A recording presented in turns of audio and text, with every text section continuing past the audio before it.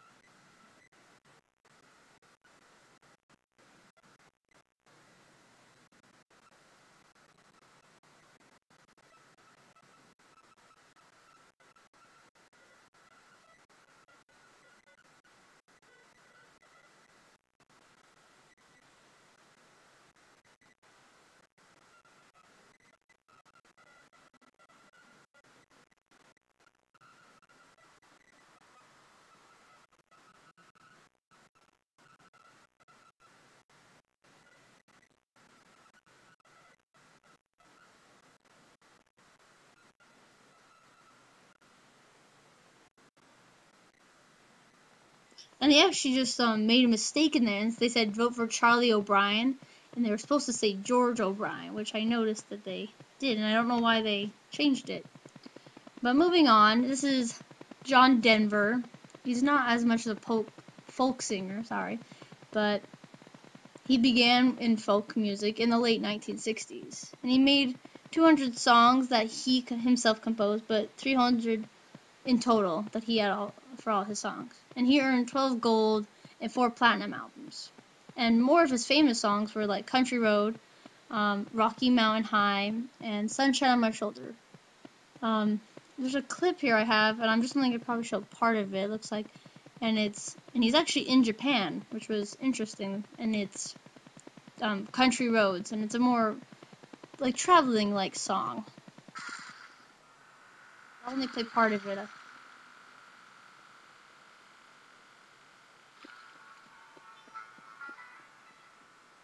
He was more like a country singer as well.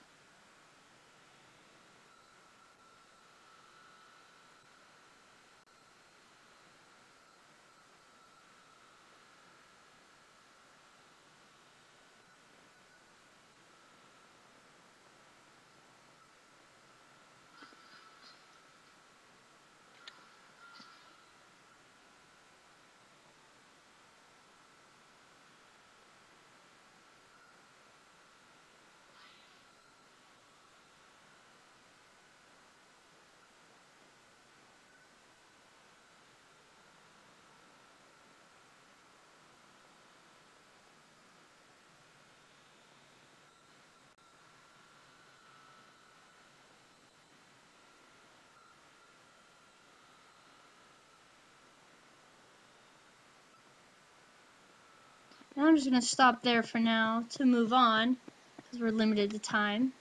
His original name, I'm gonna try my best to pronounce it. It's Henry John Duchendorf Jr. Not positive on that one, but he came from a military family, so he traveled a lot, and he was influenced by like his surroundings and whatnot. Let's see, and he had a Hot 100 songs. This looks like it got cut off a bit. So he traveled a lot. Music appeared on a variety of music. His songs appeared on a variety of like top charts in the Hot 100 songs list. And I'll just end with this clip, and it's actually I think they're pretty famous if they can get onto the Muppet Show, and this is a little clip of him on the Muppet Show of one of his songs called Grandma's Featherbed.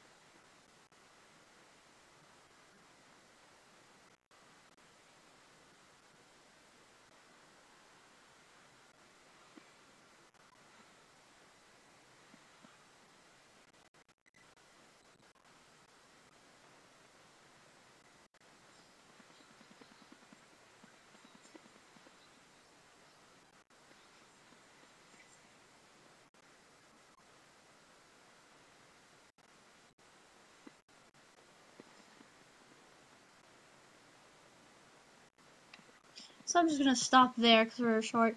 And that's the end of this slideshow, I believe. And there's the credits. And I hope you enjoyed it. Thanks.